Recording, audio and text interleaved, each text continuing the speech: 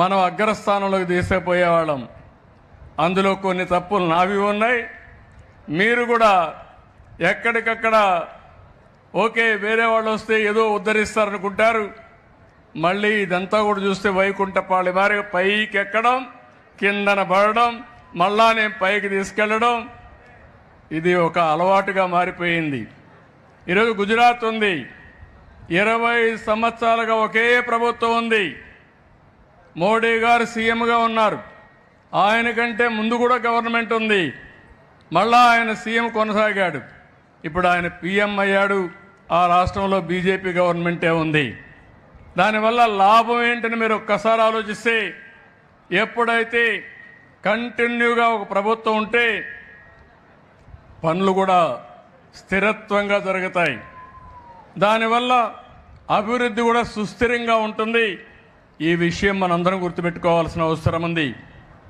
నేను ఇక్కడ ఎవరికి సమస్యలు లేవన్నాం, చాలా సమస్యలు ఉన్నాయి. ఆ సమస్యలన్నీ కూడా మీరు చూస్తే ఈరోజు ఈ మీటింగ్ ద్వారా చెప్తున్నాను. ఈ ప్రభుత్వం నేను వస్తానే పేదల పింఛన్లు 3,000 నుంచి 4,000 పెంచాను. ఆ 3,000 కూడా ఎవరిచ్చారు? 200 నుంచి ఒకేసారి 2,000 రూపాయలు చేసింది నేనే చేశాను. అంత మునుపు కూడా పింఛను ప్రారంభించింది ఎన్టీ రామారావు గారు ప్రారంభించారు.